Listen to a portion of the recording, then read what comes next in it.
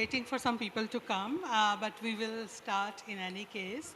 I mean, we will be eating into the lunch time, which we don't want to do.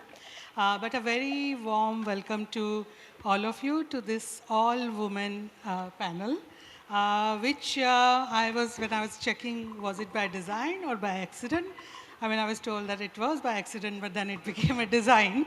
But hopefully, in future, we would have more such all-women panel. But of course, we need, representation of all sorts of views. So we will try, amongst the 5 of us, we will try to ensure that we are able to talk from the perspective of all genders, all age groups, etc. So we will do justice and not discriminate at all. So thank you very much for joining, and thanks to CSRBOX for bringing us together, creating this wonderful ecosystem platform, which has been doing tremendous work for last 10 years, and we are, we hope that this will grow further, and it will bring us together to resolve some of the critical problems that we sort of face in our country. To begin with, I'm just going to talk about why we have, put together this panel on urban health and the infrastructure and strengthening the system, etc.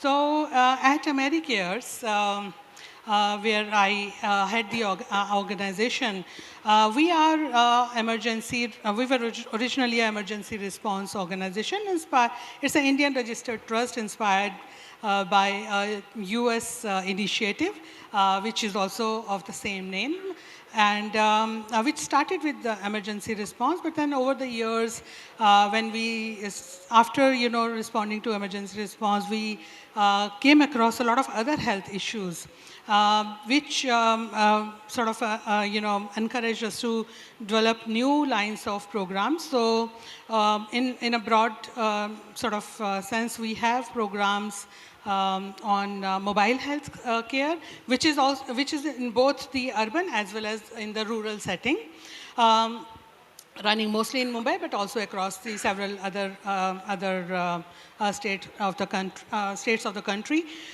We also have a program on school health. So again, we know that a lot of children going to school, particularly in the government school, when children come in close proximity to each other, there is a chance that diseases would develop. And also the kind of education which is there is a huge gap in terms of understanding health. So we have a program for school children on health, where we also focus a bit on anemia, but also a lot on health education.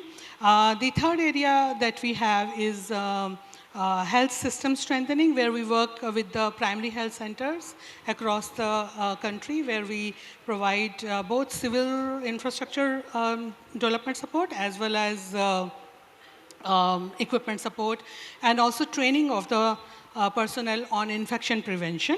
And the fourth area, very interesting upcoming area, where we have initiated work a few years ago, is antimicrobial stewardship, where we are working with mainstream hospitals, 200 plus bedded hospitals, mostly in urban areas, focusing on infection prevention in the critical care units within the hospitals, and also rational use of antibiotics. A very critical area, as we know, that's sort of expected that millions would be impacted by irrational use of antibiotics. So that's broadly our focus area. While we do have programs in rural areas, urban health is emerging as a very critical area. And why urban health? I mean, in the previous panel, they were talking about rural development, but we at the same time feel that in the urban areas there is a huge migration, and when the people migrate to urban areas, there is a stress on the infrastructure. And also we figured through some of our work and studies, data that we have collected from the field, we found that due to changes in the lifestyle, dietary patterns, etc., people, the spread of NCDs, the NCTs are, there about 30 to 35% people are impacted by diabetes and hypertension. I mean, which was a mind-boggling figure that we found. So it's very critical that we sort of, start addressing some of these issues. So in this context, we have put together this panel. So to begin with, I'm just going to invite my co-panelists to introduce themselves. They will, so if you can just talk very briefly about yourself, your organization, your CSR focus areas, and then we will go into a couple of discussion rounds. So we'll start with Lopa. Hi, very good afternoon, everyone. It's always been a privilege and pride for us to be part of India CSR. So I have been pivotal in this sector for almost 28 years, both nationally, internationally, and rural and urban setup. So I hail from Hindalco Industry Limited at this point of time, a metal and mining division of Aditya Birla Group. So Aditya Birla Group do have 5 pillars of CSR, healthcare, education, rural livelihoods, sustainable livelihoods, that is we also call it sustainable livelihood, rural infrastructural development, as well as social awareness. So healthcare is also a very big pillar for us, because wherever we are, we have our own hospitals.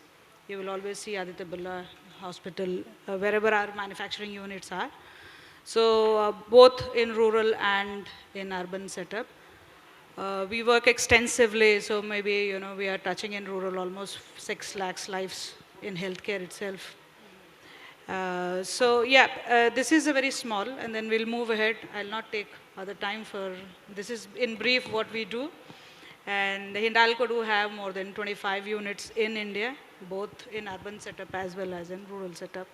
So we'll talk more about it, what we do, what are the challenges, and over to you. Thank you, Lopa.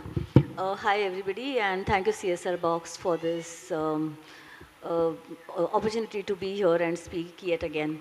I am Dr. Kavita Chaudhari, and I work in CSR. I head CSR for Sanofi India.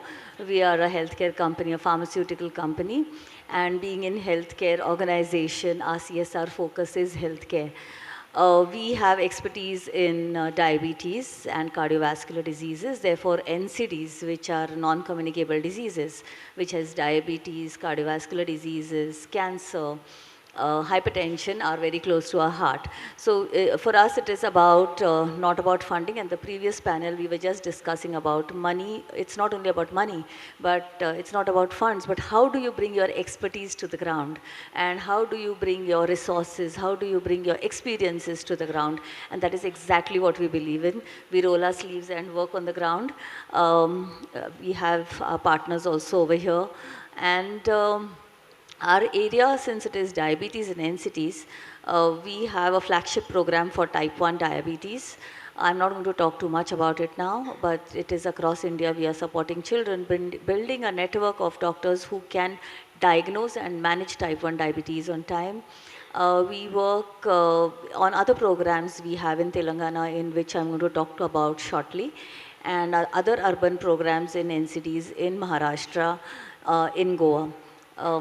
Yes, over to Meenakshi. Dr. Aparna. Thank you so much for having me here, Meenakshi and CSRBOX. I am Dr. Aparna Hegde. I am a urogynecologist, and I am the founder of the NGO called ARMMAN that works in the space of maternal and child health in 20 states of India. We leverage technology. We call it tech plus touch. That's our paradigm.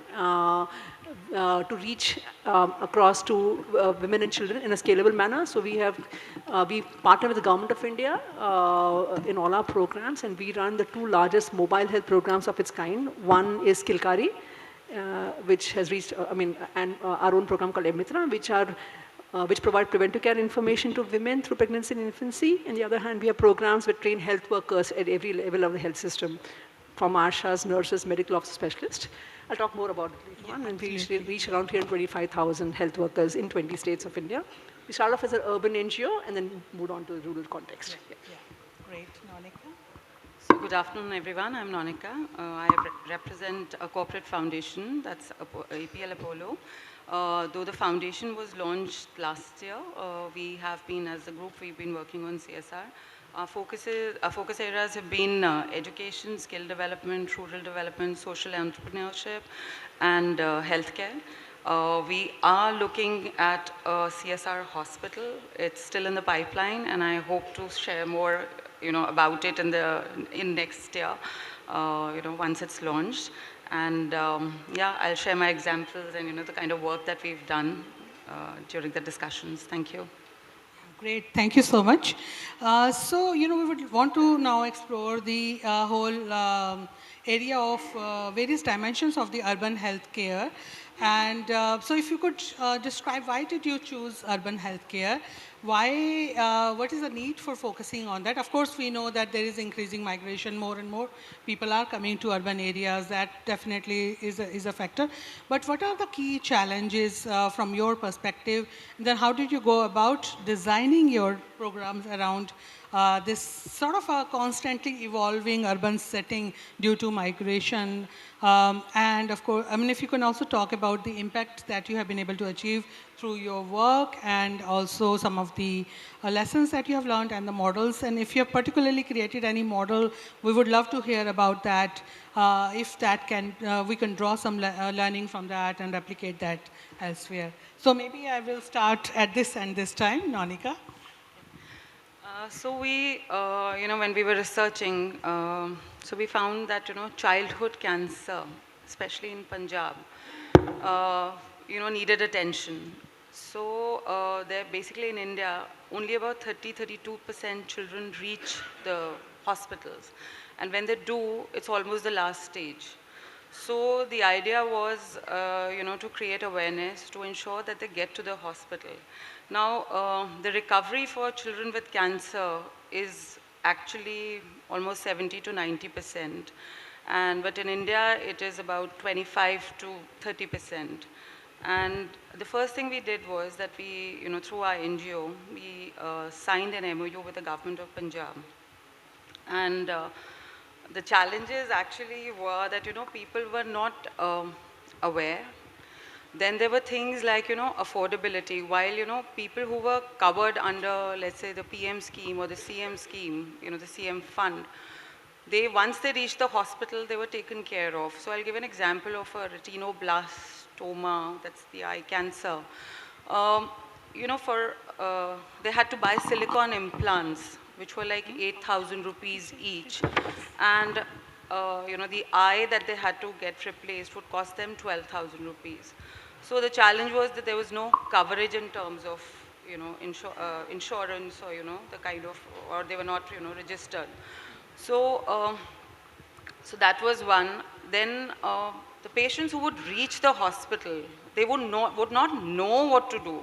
There were no navigators. So, these look like very basic problems, but on ground, they were such huge challenges for us. And a disease like cancer, it's something that, which requires treatment for so many years.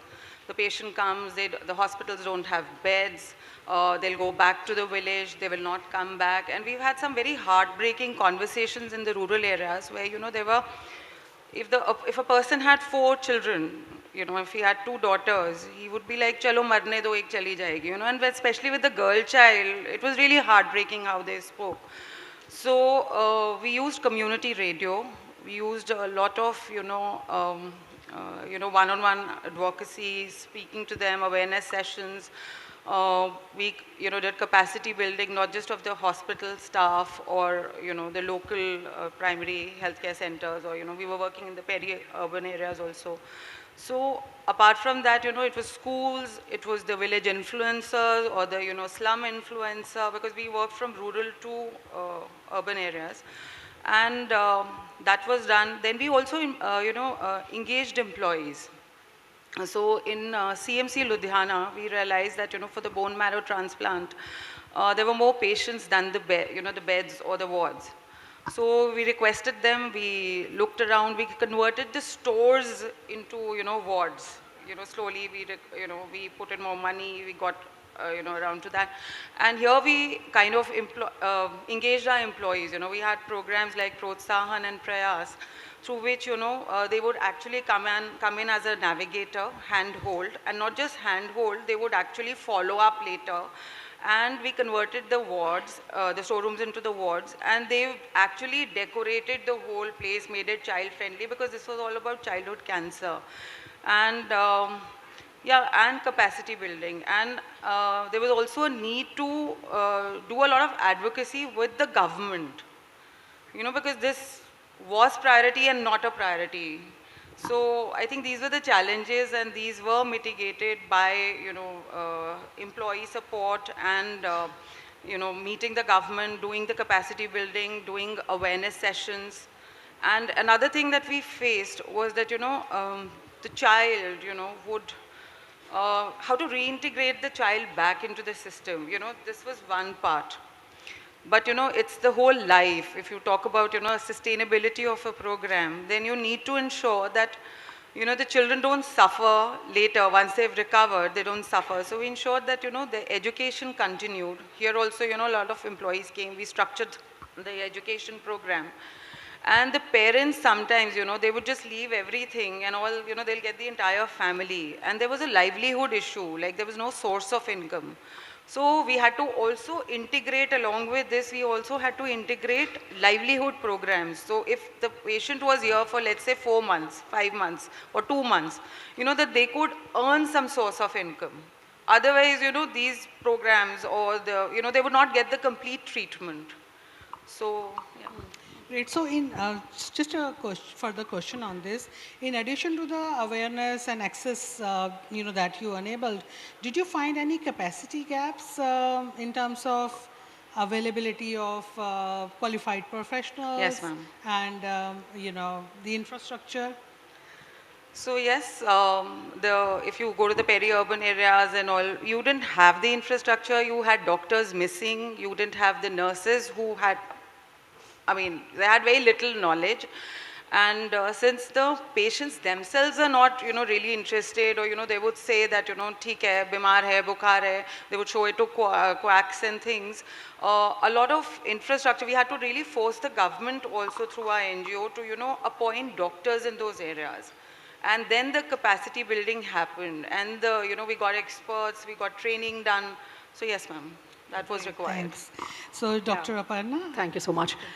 Yeah, so I come to this from a very personal experience. Right? I did my residency in Sion Hospital, one of the largest tertiary hospitals in India, in an urban context, Mumbai.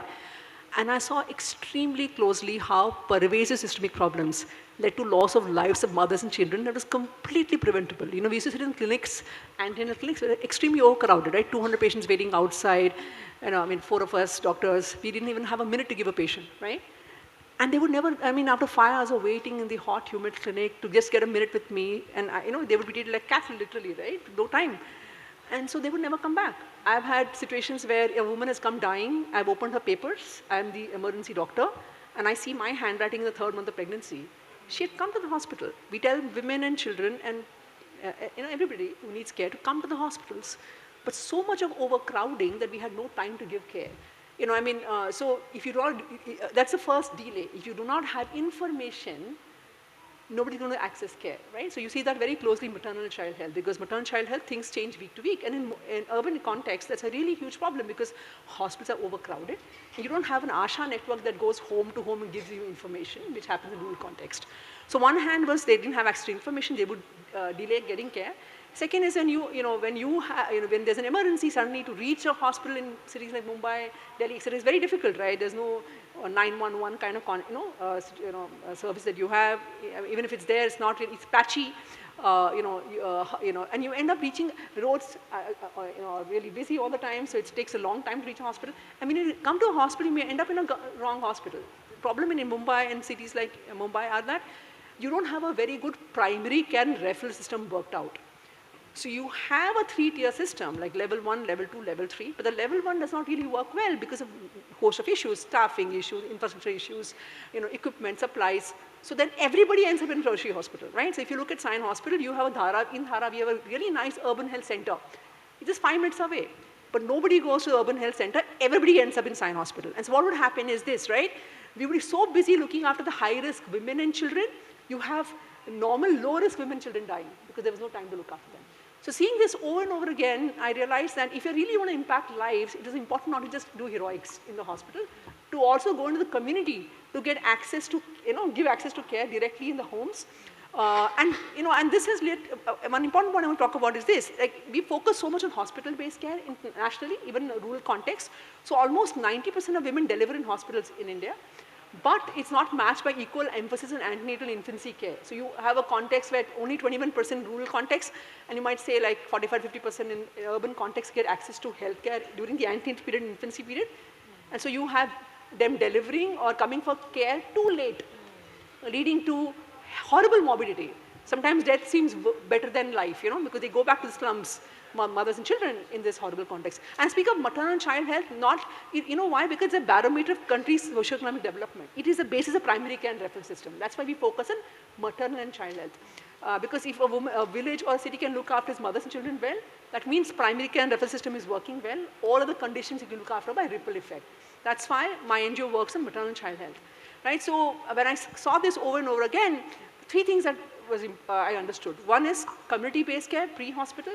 Second, given the scale of India's problems, every solution we designed had to be scalable, right? From day one, designed for scale. And that time the mobile phone came to India and spread like wildfire. And that time there was feature phones, and I just reached the United States for my future studies, and iPhone had come to, in 2008 is this. And I realized that in no time, something like a smartphone will be there in everybody's hands, So a mobile phone was a great tool to reach out to women and health workers alike with information, with training, and hand-holding weekly, literally, which is not possible by traditional methods.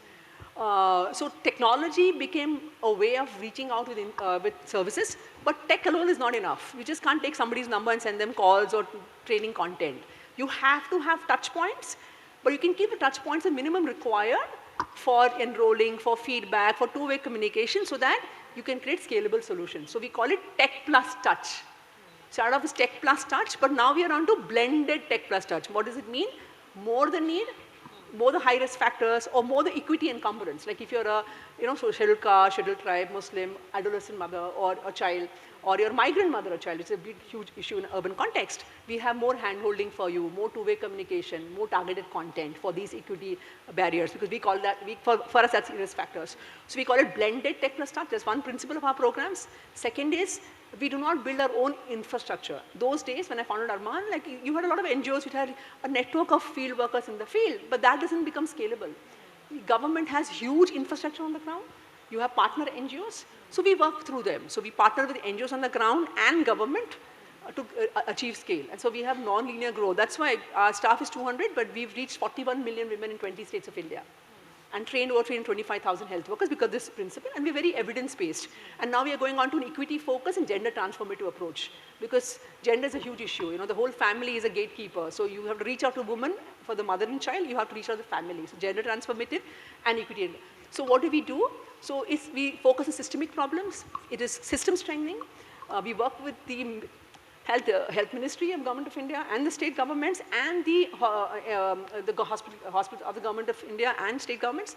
So on the one hand, we inform women of the care to be taken during pregnancy and infancy. So we have our own program called M-Mitra.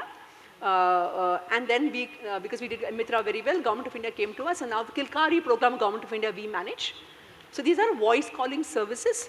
They send timed and targeted preventive care information directly to the phones of the enrolled women in their chosen time slot and language preference. We started off in Mumbai. I'm very happy to say started off in Sion Hospital, my own hospital where I saw all the mortality. And then we spread through the country. M-Mitra was urban earlier, now it's rural completely. It's urban and rural context. So in urban context, the way M-Mitra and Kilkari work is that we enroll women wherever we can get them. So women come for antenatal care to the hospital. So we have a health worker station there who enrolls women in her first visit. But women come too late. So we form partnerships, NGOs on the ground. So that through their health workers, who we incentivize, they're anywhere in the field, we can enroll women into M-Mitra much earlier. Right? So, and then at the time of enrollment, we take their phone number, their gestational age, because it's timed and targeted, or age of the child. Like we will give you information specific for that particular week, because things are very dynamic in pregnancy and infancy. And time slot choice, so that the phone is going to be with her, and language preference. Then twice a week in pregnancy and twice a week in infancy, literally, they get voice calls, hand-holding them or what to do in this week, informing about important things in the future, and reinforcing important information from the past. And till the child is 1 year of age, this goes on. We have 3 tries for every message. If she's missed any of the 3 tries in the time slot that she's given, then there's a missed call system. She can give a missed call system will call her back. And then we also have a call center. Any query she has, she can call us back. So Mitra reached literally 2.9 million women in 9 states of India, urban context, and then Kilkari, it's completely rural and urban both. And it's reached 41 million women and their children.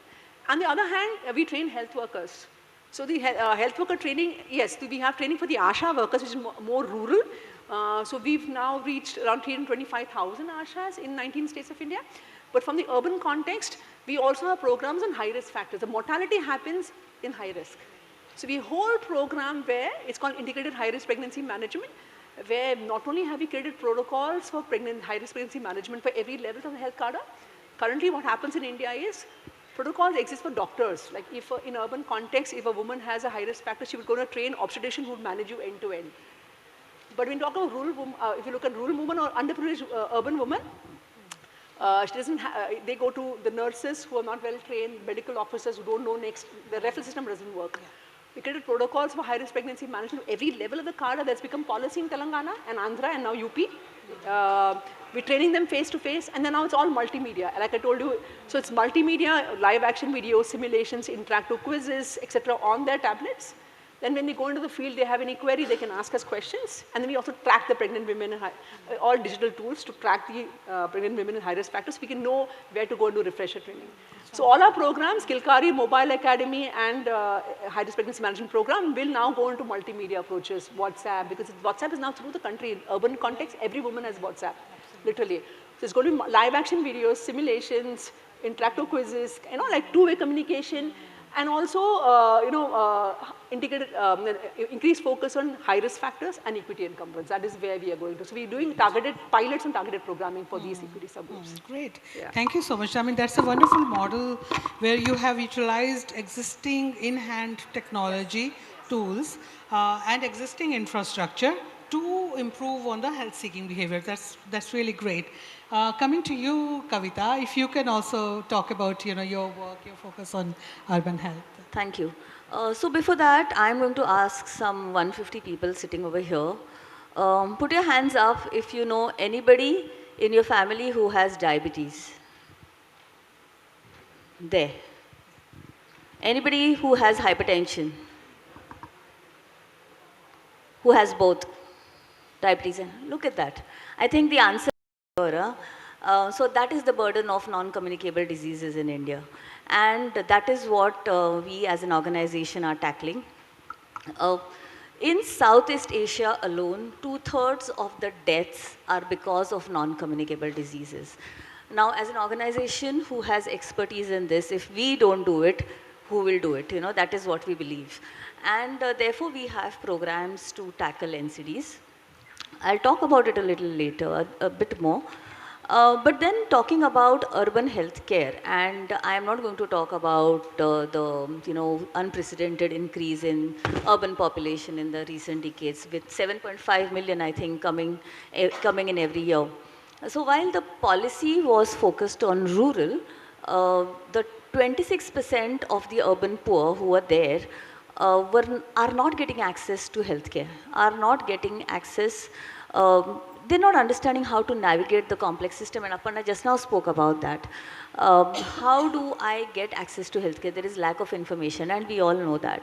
So we designed a program, and we work. So we design programs related to, and we co-design program. In the earlier panel, they were discussing about we should co-design programs, and that's exactly what we believe. So that's what we do, and with ICMR data showing that there were some 38% people in 1990 above the age of 30 having NCDs, which is now approximately doubled.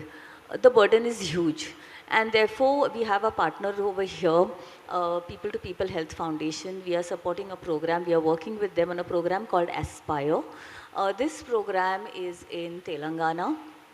working with the health department over there on the NHUM program for screening and control of NCDs, going door to door, and exactly that's what I think I'm hearing even from Aparna, going to the communities, going door to door and making services available over there. I think that is the answer. So we're working on a model. This is still in the pilot phase, third year and still in the pilot phase, but we have got some very good results over here. So what are we doing? We are working at 52 Basti Dawakhanas, like the Mohalla clinics in Delhi, 52 Basti Dawakhanas and 2 urban PHCs. We tried to see how we can seal all the gaps here. So one gap in awareness, this everybody knows, I'm just reiterating so that how did we plug them, what happened, what are the impacts, I think those things are very important. So creating awareness. Second, capacity building, very important capacity building of the healthcare workers, building on infrastructure at the Mohalla clinic and the urban PHCs. Third is showing them how to access healthcare, because that knowledge is not there. And once you show them how to access or navigate this complex structure, they then you can bring about behavior change. So I think getting into the community, hand-holding them, getting them to do. It's a very simple model, but you need to show the proof of concept to the department, and that's when they pick it up. So what we did in the last 2 years is we could increase the number of screenings by 74%, increase the number of people who were screened and suspected cases by 35%, and we have more than 22% people who are diagnosed of these cases. This model, when presented to the government, they have picked it up and they saw that this really works. And in fact, the community mobilizers which we had deployed over there, they have picked up these 60 community mobilizers and put them as frontline healthcare workers. So there is a proof over there. And we are still in the pilot phase. People over here who would like to partner on this project, I think we would really like more people to come in and take it up. Thank you so much. Lopa, if I can come to you now. Yeah, I will be very quick. I saw the 10 minutes flag there. So I think Dr. Archana and Dr. Kavita has covered most of it. The rapid urbanization that is happening is currently 20%, but in coming 10 years it will be 30%. So what we are looking at is how to provide better healthcare services to all those who are in urban setup, because most of them, a large chunk of them do come from the rural setup.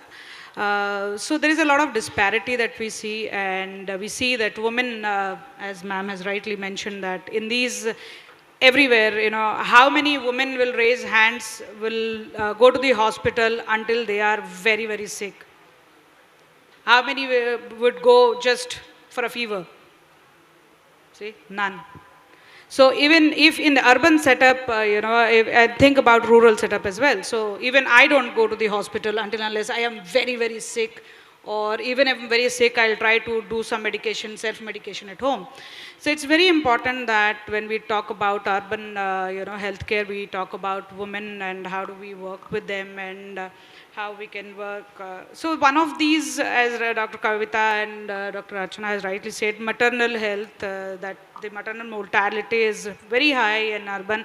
Back in Delhi, earlier time, I used to work with the government of Delhi in Mohalla clinics. I was discussing with ma'am as well, saying, there are services, but in very, very, if you go to CP area in a Hanuman temple, hardly any woman who's there in the street would go and avail such services. So it's very challenging. We try to work. So in the previous panel, I agreed to one point, that behavioral change. So any initiative that we are taking, these are few challenges I am mentioning. I will also mention how we are working towards it.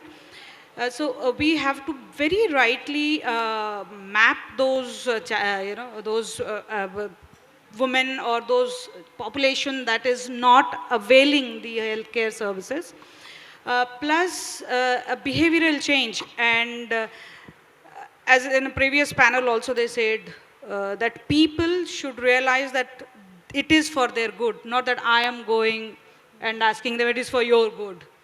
So that flip is needed.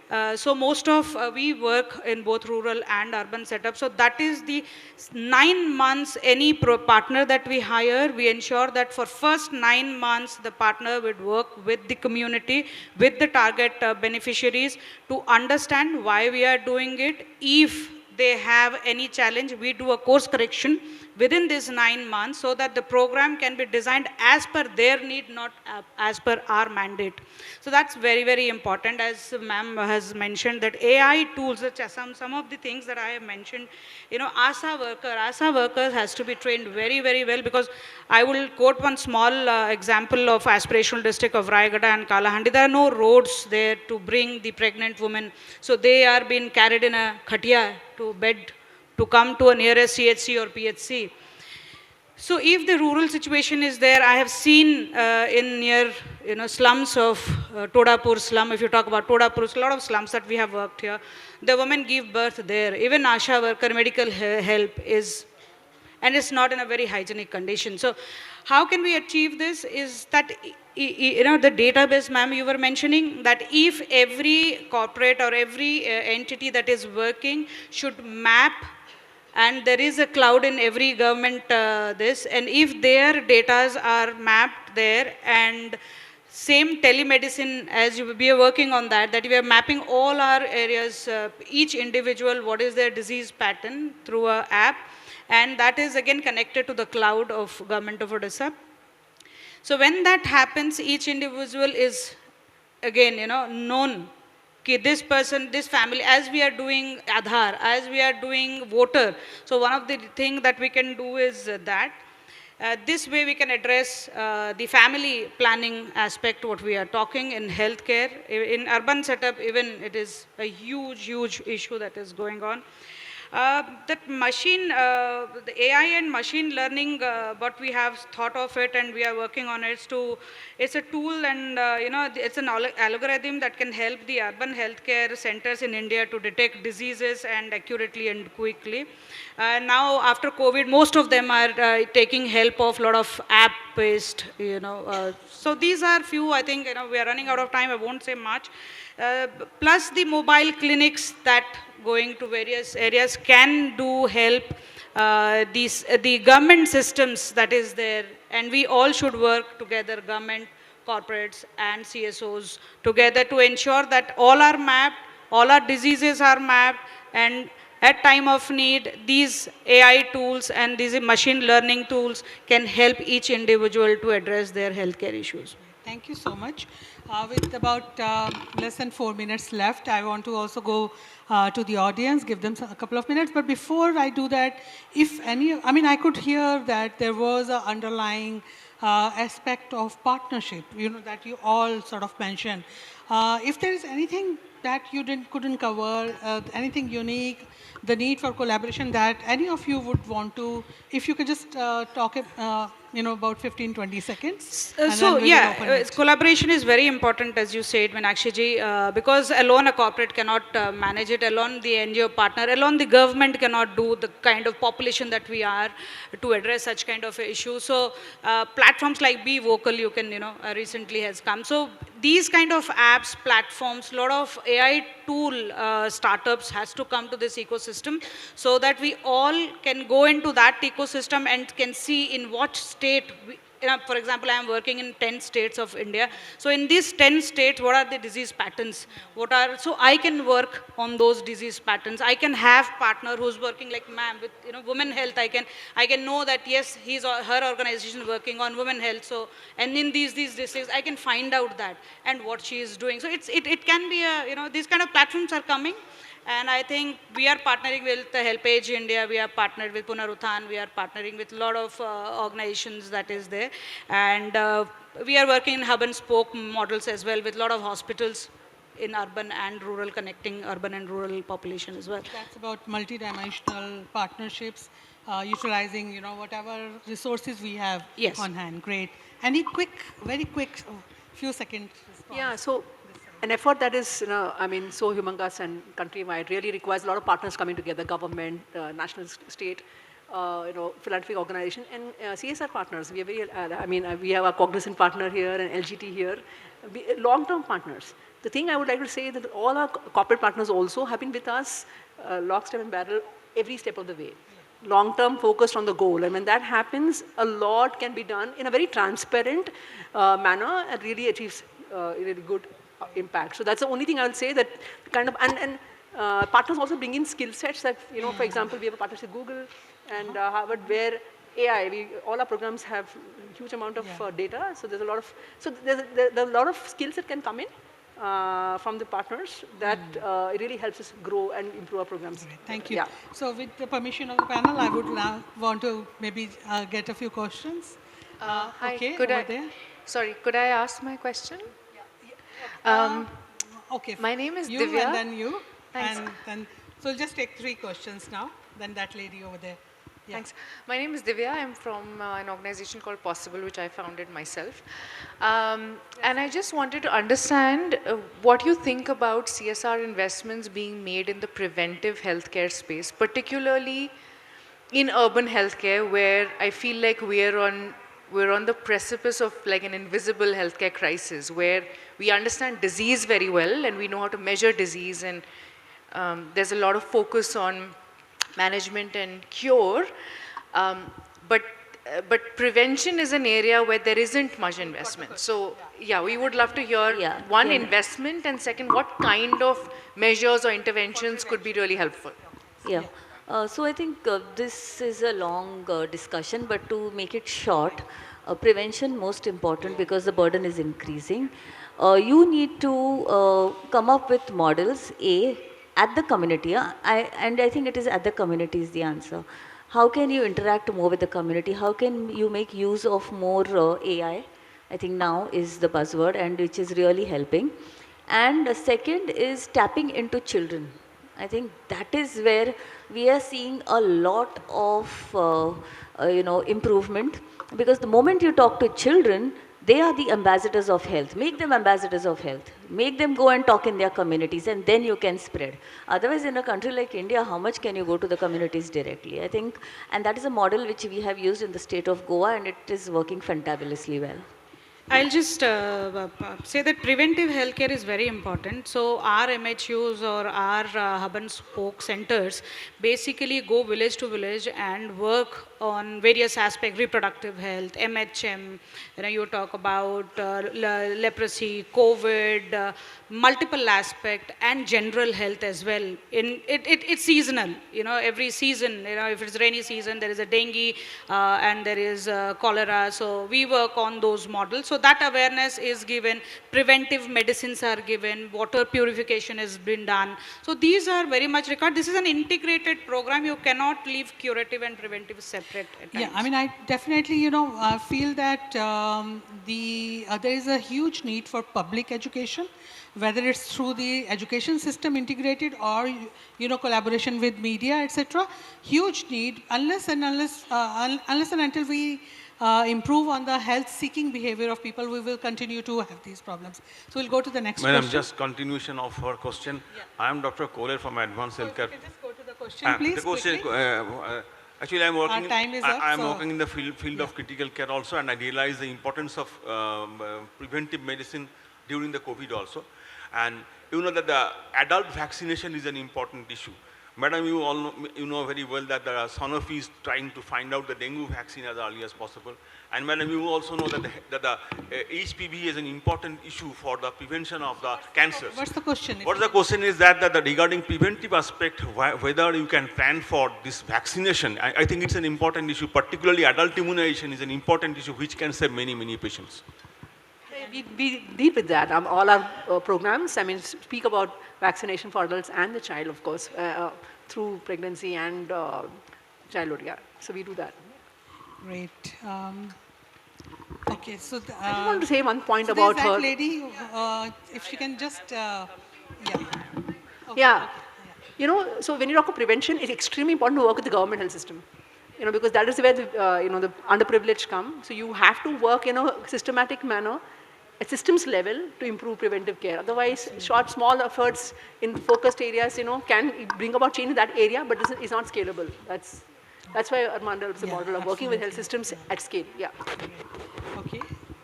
Thank you for the insightful Question, conversation. very Yeah, so talking about preventive health care, I want to ask you, how do we break through the community? Because when we are talking about the mortality rates and all of this, we see a lack of awareness even when it is a high risk case.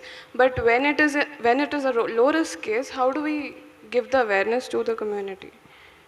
And how do we get them to the So hospitals? we deal with low risk. There's nothing like no risk. It's always low risk or high risk. But you have to reach out to the low risk. In our context, maternal child health, we reach out to the low risk women and children and their families, so that from that category you pick up the high risk, and they're receptive. They're receptive to the all that we give them, because we reach them where they are.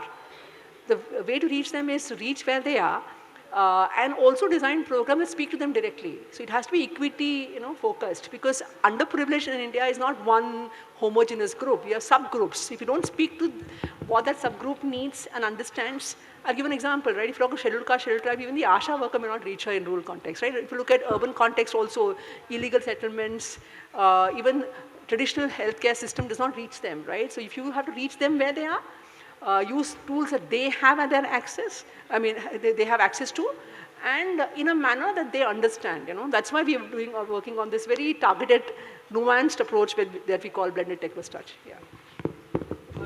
Thank you. Great, thank you so much. I think this is a huge area in which we need, even though sometimes we feel that urban areas probably have better healthcare than the rural areas, which is a fact, but also with the increasing pressure on the urban areas, there is definitely a need for us to work in a more innovative manner.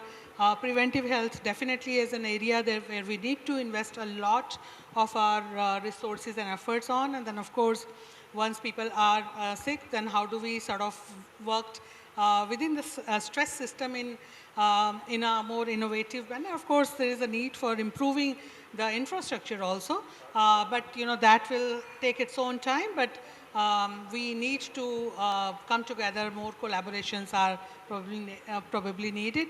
So with this, we'll close this discussion. Thank you very much to all four of you for this discussion. Thank you.